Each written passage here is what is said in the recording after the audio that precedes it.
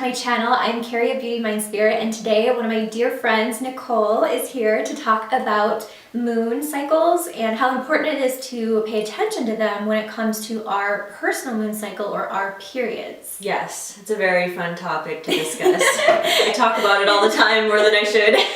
Nicole's actually written articles about this, and it's been published, right? Yes. When she was first studying this, I remember that was like, what, 3 years ago? Yes, Something like it was 3 years ago that I started to actually really think about my period and the moon, but I actually started tracking my period and the moon cycle probably a year or two before. It was kind of a slow hunch that led me to really start digging in and seeing what was there. So for people who don't know much about this, can you explain what the correlation is between the moon cycle and our menstrual cycle? So a lot of people think that there's absolutely no correlation with the moon and the menstrual cycle, but a lot of women have just kind of expressed, and there's been research done where most women will actually menstruate during either the full moon or the new moon. I kind of did some personal research and I noticed that my period started with a full moon, but then I talked to like every single one of my friends. I think that's when I started talking to you about it, because I was asking you, when's your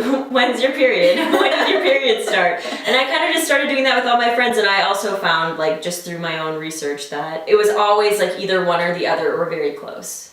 Unless birth control was involved. You know, I think also people forget to realize that, you know, we do have scientific evidence that proves that the moon does influence, you know, the tides. It also influences our sleep patterns. It influences so many things. The thing that was interesting about me starting to explore this was that I didn't really know any of that stuff. I had worked in bars before as a waitress and a bartender, and so I would notice that on the full moon that a lot of crazy people would come into the restaurant, or people would just be a little bit more like erratic or weird. But I think that when you really take a look at your own life is when you start to realize how the moon works. And that's what happened to me, was that I started using this app to track my period because I was in a committed relationship, and I just thought it would be a good idea to know my cycle. And all of a sudden when I started looking at it, I was like, whoa, it's very consistent every single month. And you noticed a pattern happening. Yeah. Within every single month, yeah.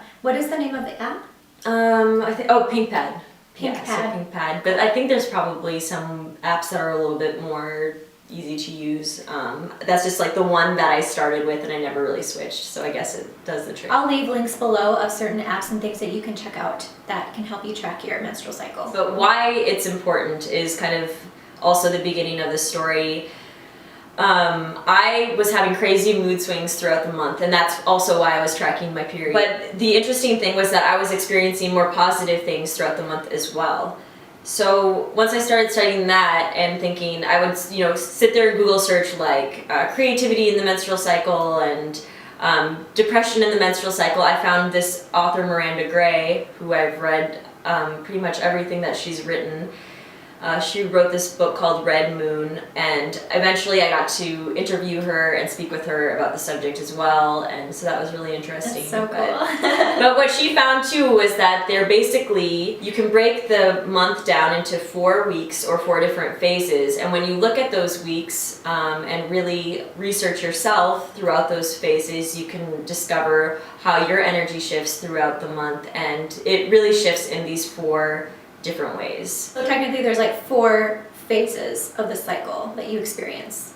And they correlate with the 4 phases of the moon. So you have new moon, waxing moon, full moon, and then the waning moon. Okay, so each phase of the moon cycle and the menstrual cycle represents different things or different energetic shifts, correct? Exactly. Okay. So like I was saying before, you're likely going to fall into one of 2 categories naturally, in a natural state where you're eating pretty healthy and you're not on any kind of birth control, because what birth control does is it gives you a very predictable cycle, or it can. So, you know, some people, you know, have to take birth control for health concerns or whatever, but basically what Nicole's going to teach us today is how to be in touch with the moon cycle along with our menstrual cycle in order to better learn about our bodies and start taking control over like the natural methods. That's what she's going to teach us today. This also works if you're on birth control. You're going to have these phases no matter what. It's just going to be a little bit different. And also, some people are getting their period every 30 or 33 days, and some people have a much shorter cycle. But you're still going to have somewhat of the same sort of change throughout the month, regardless of whether or not you have a 28-day cycle. And most people don't, because like I said, that's an average. Most people are going to either be menstruating with the full moon or the new moon. So if you menstruate with the full moon, you're going to ovulate during the new moon. And so either way, the 4 different phases are let's start with menstruation. That's called the hag phase. And that's, this is what Miranda Gray has used to demonstrate sort of what happens during that phase. And during the hag phase, she kind of creates this character of like, a woman that's sort of mean and like by herself and angry, but the whole point of the hag phase is to just be internal and in your own intuitive space and to be taking care of yourself, and not doing really strenuous things, not overexerting yourself creatively, just giving yourself space to be quiet and to let your body go through its cleansing process. And so a lot of people find during menstruation that they're much more tired. They don't have as much energy as they usually do. They're much more intuitive. They have better insight. Things that weren't as clear to them during the other phases become very clear to them. They hoard all the chocolate. Maybe you can share from your own experience if you experience the hag phase in that way, or if it's a little bit different. So everyone's gonna be different. That's why it's more about exploring yourself and recording yourself than to see how it affects you personally. Yes. Typically Miranda Gray's she's highlighting how it affects some, a majority of people or like a general. Yes. For myself, I am totally in connection with the description. I literally will go in my room and stay in there for like a couple of days. And that's when I'm resting. That's when I'm just kind of, contemplating about my life. Definitely eating a lot of chocolate. I'm technically doing that leading up to the period. I don't really eat much when I'm actually, when my moon arrives or when I'm bleeding. I don't either. I have no hunger at all. Yeah, I eat like before. Yep, I get so hungry. And then like when I'm shedding, then I'm not eating very much. So yeah, I stay away. I don't really want to do much or see a lot of people. Yeah, I want to sit in a silent room, like laying there. Yeah. I had this boyfriend where if he would like want me to go out with him during my period, I would show up at the bar and he'd be like, "What's wrong? Are you okay?" Like, you're so quiet and withdrawn. And I never felt that I was, but it's just like the energy. Like, I was very withdrawn is a great word to describe the hag phase. Yes. So just to kind of make this a little bit more brief, because I could go on for a long time, the next phase, it goes to the virgin phase. And the virgin phase, so if you start with this hag that's shedding, so you're shedding and clearing out, and then you're pure. So it's like starting the cycle over again. This is, once you've shed everything, you're kind of starting out fresh. So this is actually, the virgin phase is great for starting new projects and meeting people and getting out there and being very extroverted and going out. So what's really fun about understanding your cycle is that you can plan things for specific phases. So during my menstrual phase, the hag phase, I don't plan anything. Like if people ask me if I can hang out, I like look at the calendar and look at my cycle and I'm like, probably not going to happen. But if it's the virgin phase, I know that I'm going to crave that kind of stimulation and I have a lot of energy during that phase.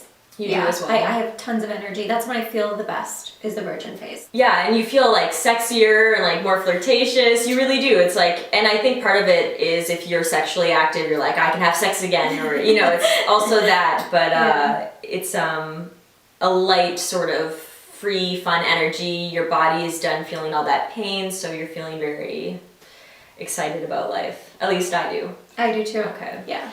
So continuing, the next phase is the ovulation phase. So most women, and it's called the mother phase. She's pointing at my notes. And most women don't really feel when they ovulate. Some women do. So with some women, they might experience pain during this phase. And for others, they're just going to feel normal, high energy. And the great thing about this phase is it's called the mother phase for, obviously because you're ovulating, you're creating an egg. or releasing an egg. But the other thing about it is that you can use that same kind of energy to nurture or mother your projects. So a great thing to do during the mother phase is, like for me, I've got a lot of creative projects. So during the mother phase, I'm taking care of all of them. It's like feeding my little baby birds and just like, you know, taking care of all logistical things, paying the bills, running errands, cleaning your apartment. All these kind of nurturing, mothering things are great. Like, I like to cook people meals during that time. It's like really gratifying to do these things, which during my menstrual phase, I would, you know, yell at someone. I would ask someone to cook for me. Exactly. How do you experience your ovulation phase? Or is that a painful time, or is it? It's actually painful for me. Yeah. It is different too as I've gotten older. It used to be very different, where it wasn't that, like, I really couldn't tell when I was ovulating, and I felt just fine. But now I do get some pain, and I am very focused and I get stuff done. So I do agree with that part, but I definitely have a little bit of this like reserved notion, but I'm also not trying to create life at this time. So I think that I'm also kind of like, you know, putting a little block up around this time as well. Wow. So maybe if you like shifted it into thinking about it in a different way, you could get more out of it. Which is the interesting thing. I think like when you're just really aware of the cycle that you're in, well, you are aware of it, but getting more in touch with like what you can do with it, I think changing your perspective or utilizing those energies for other purposes would be cool. Exactly. Yeah. And then we're getting to the last phase, which is also my favorite phase, the enchantress phase. And we were talking about when I would get really crabby, that was actually during the ovulation phase, just like the end of the ovulation phase. Entering into this next phase, the enchantress phase. And this is the PMS, the premenstrual week, which is usually a very roller coaster-ish time for a lot of people. So a lot of these also, I just want to clarify, you biologically change throughout the month. All that has to do with your hormone levels. They're changing and shifting, and this is just a way to describe how they're changing and shifting in a way that you can actually use. So your hormone levels, I can't remember which one, I wish I would have written this down, are like, you know, taking a wild ride during this premenstrual time. So you are going to be feeling either really high on life or really crabby and just awful. Really low in life. Like, yes. It can be anything. And I start getting a lot of cramps, mostly in my like lower back during this time, so I'm not feeling physically that great, and I'm not really, usually if I forget that it's my premenstrual time, I'm just thinking I feel shitty for no reason at all. And so that makes me crabby because I'm just like, I don't feel well. And I can get really depressed and just like cry over nothing. Like this is when I'll watch like a TV show and just start crying. Or like I'll call my boyfriend and I'll just like start fighting about something and he'll be like, why do you have no confidence in yourself anymore? And I'll just, and if I'm not aware that it's my enchantress phase, I really think like the whole world is falling apart and that I've lost my way. That's how it feels for me too. I am such a mess before I get my period. I'm just like, I give up on all my dreams. I'm done. I throw in the towel. I get crabby. I get, actually for my premenstrual cycle, I kind of try to stay, it's like my pre-cave dwelling phase, because I start to retreat because I know that I'm like irritable. So I try to stay away from people when I feel like that, and it can vary from day to day. Like I might be okay one day, but then the next day I can notice myself like reacting differently and internally being like, wow, that's so not you. But I can't help it. It's like I just, you know, your hormone levels are shifting and changing. You're going through so much. But yeah, I typically don't do well. I get depressed and sad and everything makes me cry. Yeah, everything in the... I'm actually in this phase right now, but I'm doing good today. This video is good. I'm okay. Yeah, I think I'm in my mothering phase. Yesterday I was a mess though.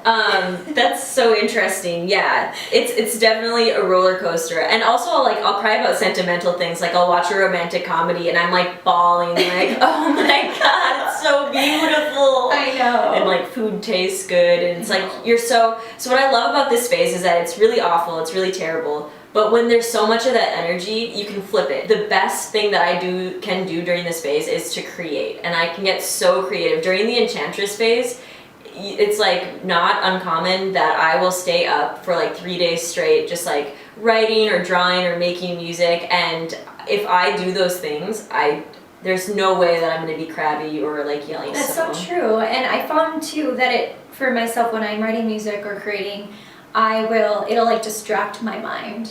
You know what I mean? So it like keeps you focused, and I almost kind of force myself to create even if I don't feel that way, because it does allow me to have a break from like the crazy chemical hormonal thing that's going on. Yeah. You know? It usually helps you break through it too. So what I always think of the Enchantress phase is like a sword. On one edge of this, or one side of the sword, is this beautiful creative energy, and the other side is this horrible destructive energy. So it's like you can choose which side that you're on, and the best way for you to be able to choose which side you're on is to know that you're in that phase. Why I'm trying to share this with people and why Carrie invited me to talk about it is that I think that understanding where you're at, knowing which phase you're in, is such a powerful tool.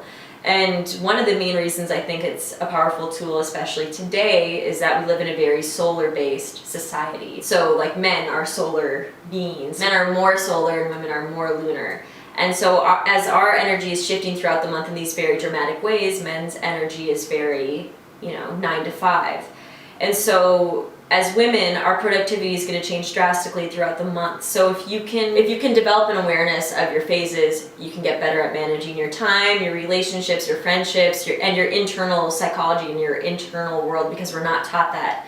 We're taught to live in a solar society where most of the people that are in charge are men, but I think a better society would be where men and women are working together. And so this is just a way for you to personally take charge of your inner feminine energy and understand it. And I think that's like one of the first most important starting points to really changing the way that we are, living in society and conducting ourselves, and how we're creating our work schedules and how we're creating time off for women with children. It's really the starting point is to understand yourself. And we need to balance the world. We need more of the feminine and the masculine to be working together, more of the solar and the lunar to be working together for a productive world and society. Yes. And hopefully we'll get there one day, because I know we've also had discussions about this where our ancestors, in ancient world, the lunar, this lunar philosophy was so vital, and it was something that,